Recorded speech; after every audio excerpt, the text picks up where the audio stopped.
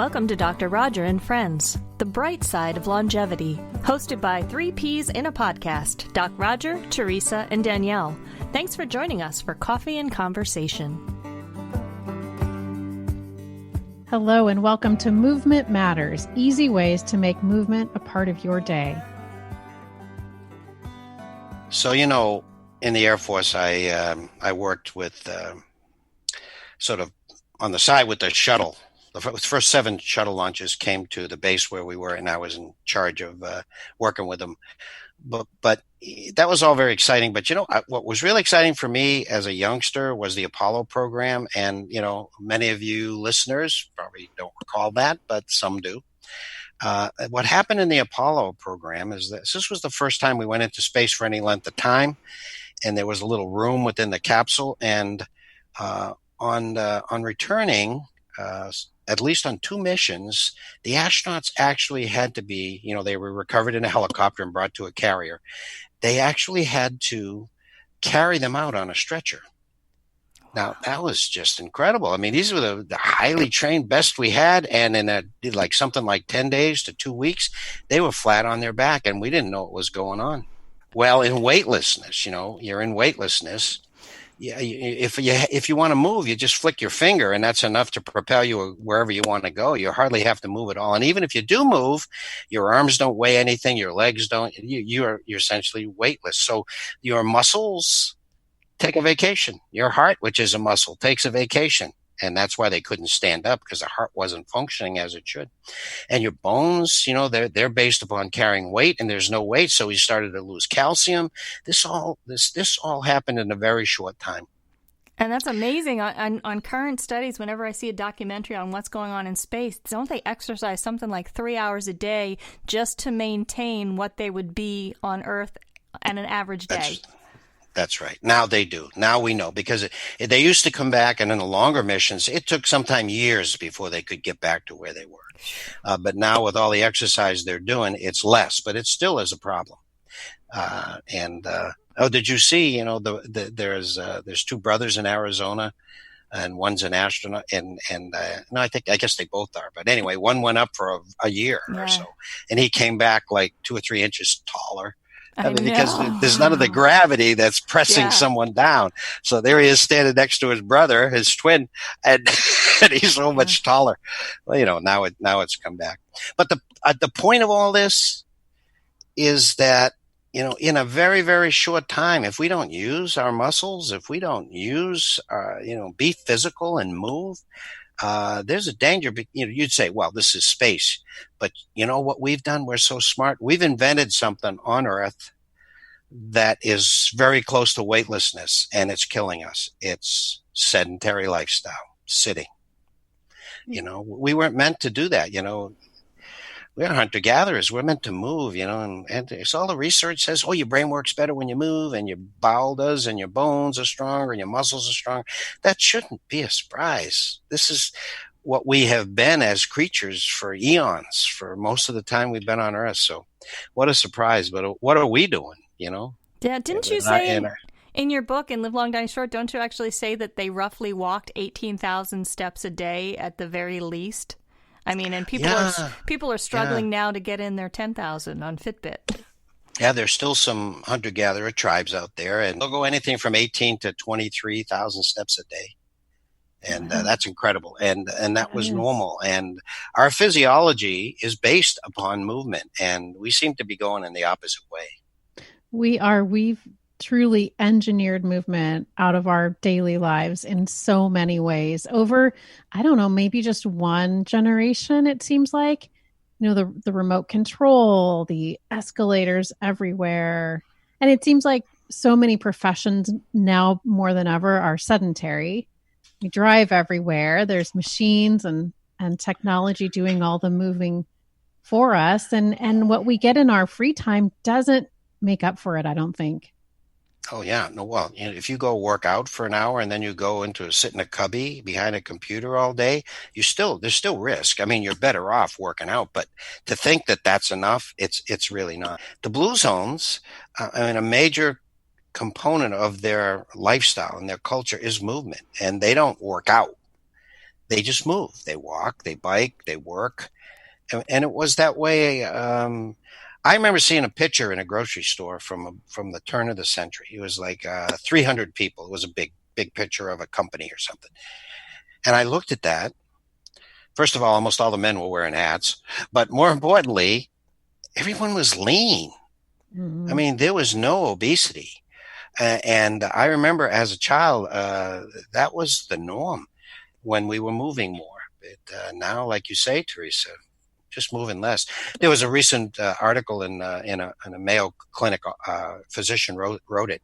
The title was "Sitting is the New Smoking." The risk is worse than smoking a pack of cigarettes a day for your life. Yeah, so I have an embarrassing story to tell on that note. And I'm somebody who goes to the gym, do my yoga, do my power walking. I'm very proud of that. Well, a year ago, my work schedule was such where I just couldn't keep up with work and home. So I had a housekeeper come in every couple of weeks for a couple hours to clean. And, after the year had passed, I'm like, I want to manage my schedule. I made some changes and went back to cleaning my house. And can I tell you, I did 3 hours of, scrubbing tile and scrubbing out the bathtub. And I was worn out. And I'm like, I would have never thought, with my lifting weights and everything, that just cleaning the house would be that exhausting. I'm like, I don't remember this being this hard a year ago. So you didn't have to go to gym that day. Or the next day. I know. Teresa talks a lot about engineering movement out of our lives. Well, I'm guilty. Well, then you engineered it back in. And it's not just the physical benefits, right, Danielle? There's so many other benefits. So I can tell you a story that I am kind of proud of. And not too many people know this, but I was actually in a car accident 14 years ago. And I was the first car hit among 4 cars in a pileup and ended up with neck, shoulder, and back injuries, a herniated disc. I already had scoliosis. So I go in to see the neurosurgeon, and they take an MRI, and he's looking at the MRI, and he's looking at me. He's looking at the MRI and looking at me. And he's like, "Can you walk back on your heels?" And I was like, "Okay, yeah." "Can you touch your toes?" Like, "Yeah." And he has me do these, what I think is completely ridiculous. And then he said, "The person that in this MRI should be on an operating table right now." So he said, "I don't know how it is that you're not in a wheelchair and you have the mobility you have, but whatever you're doing, keep doing it because it's working for you." And I was stretching daily. I had my weightlifting, and I was cleaning my own house at the time. So, in addition to all the physical benefits of weight loss and being healthier, it makes you more resilient. So if you're injured, you recover, and it's also a preventive measure, because most people who I've spoken with since then, who've experienced that, have gone through multiple surgeries and are on medication, and knock on wood, I have not had any of that. So I believe it's from movement. And it's more than just resilience with movement, and I won't use the E word, exercise, just movement, that produces a natural pain reliever so that, pain isn't as severe. You don't need pain medications. You can move more. You're less impaired by pain and things. So, I mean, like Teresa, like you said, this is much more than just, being healthy or being having a exercise tolerance or looking good. This is about life. This is about being all you can be, like we like to talk about. It's so true. And I love the saying, you're only one workout away from a good mood. There's so many benefits, right, Danielle? Actually, yeah. I just read a study. It was the Harvard Chan School of Public Health did this study and found that if you ran for 15 minutes a day or walked for an hour, you would reduce your risk of major depression by 26%. And that's one of several studies that have linked physical movement to depression and relief from depression, relief from ADHD and PTSD. And also some of the other stuff is just, as you've mentioned, Roger, as far as pain reduction, they report sharper memory, better sleep, more confidence, less anxiety. And we talked about resilience and just more energy. I know this morning I did not want to go to the gym, but as soon as I went there and got back, I had so much energy for the rest of the day. $53 billion is spent in healthcare costs related to a sedentary lifestyle. Isn't that something? Wow. So, I mean, it's in so many ways: disease prevention, disease management, lifestyle, and then, all the other mood. When you're depressed, you're more likely to have a health problem that is costly, and not being at work and things of that nature. It's huge. This is like, a fountain of youth. That's not a good term. This is more like, the magic pill maybe people look for. That's all of a sudden going to make them healthy in a big way. Movement is magical. So clearly movement is, as you said, the magic pill. And we know we should be doing it. And there's usually a knowing doing gap. So what are the next steps? So in other words, what you're talking about is how do we motivate ourselves to do it even though we don't necessarily feel like doing it? Right. What we know and what we do, two different things. So I had a friend who's a CEO of a large company. He called in his senior VPs and said, you got new parking spots and they're a mile from the door. Big parking lot. So every day his senior VPs walked 2 miles. He knew that was a good thing, but he didn't know what it was going to lead to. They were healthier, less healthcare costs, much more productive. They became, so enamored with it, they made sure that everyone in their department got to do it. And it changed the culture of the whole company to one, where there's standing desks and healthcare costs plummeted. And the whole company was one that, even though it wasn't a health-related company, very healthy company.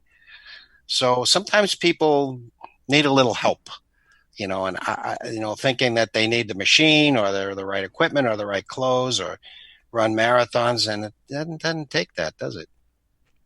It doesn't. And you always talk about zealotry, and this is an area that we're tempted to jump on the bandwagon, with both feet, and then within 2 weeks we go flying off and land face first. So it is about the small steps. We've talked about Kaizen in the past, and this is such a perfect place to Kaizen our way toward more movement.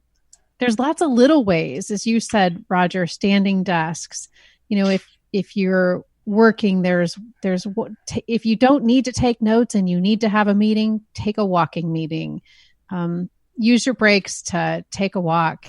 I sometimes talk with my sister-in-law over the phone. She lives on the other coast, and we'll schedule a time to talk while we're both walking. Why not do that rather than sit? Remember we had a meeting in Fort Worth, and the mayor, it was big on all of this. They're a blue zone now, actually, and she has meetings in the park, walking meetings with all of her people. I mean, and it's, I take phone calls normally, walking around, a table, or just walking around the house, just very small things. That town has, it's Texas, but they have worked on diet. They worked on movement. And they worked on social network. We have a community in that town, and they've been benefactors and contributors to that whole culture. So it's really working well. Leadership, but it's just not what people think it is. Everyone thinks that it's a huge investment, lots of sweat involved, getting up 5:30, running, and doing things that you don't like to do. You really didn't have to. Teresa, you ran a fitness center. You have some great ideas on this. How do people decide to get moving? And before you even say it, a huge gap, the biggest improvement in your health comes from when you're sedentary to when you just begin to move a lot. Someone can be running 10 miles and then start to run 20 miles. They improve. They don't improve as much as someone who's sedentary and then just begins to move a little bit. It's magical. So inform us. That's the message is do a little something, right? It doesn't have to be a marathon. Just do a little something. Walk the dog. Your dog would be so happy. Dogs know this. They're made to walk, and so are we. And my daughter's dog was just running, and when he's in the house a lot, and when they took him out and to see him run, it is with such joy, because it's more than just mood. I think it's that they're just built to move, and so are we. Well, what lesson can you learn from your dog? What do you enjoy doing?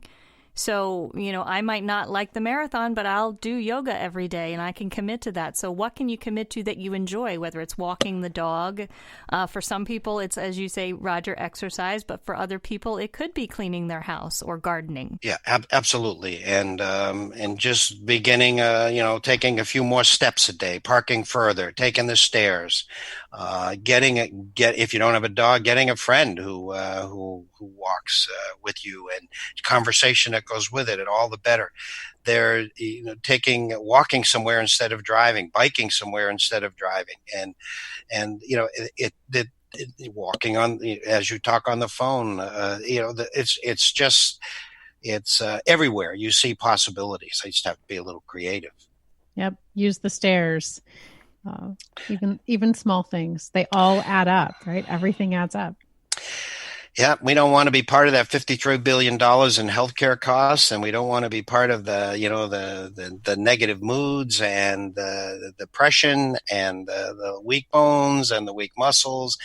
It makes us more susceptible to falls and everything that comes from that. So once again, movement. Movement really does matter. Movement is, I think, the foundation of living into longevity in a very healthy way. Because if you can't move and be strong and be healthy and navigate the world, it's hard to grow in other areas also. And so this is sort of like the entrance. This is the entrance exam to healthy longevity.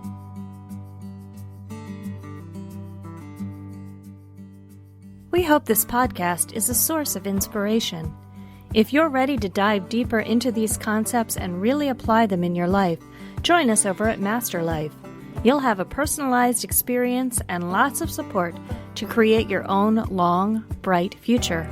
mymasterlife.com. You've been listening to Dr. Roger and Friends, The Bright Side of Longevity.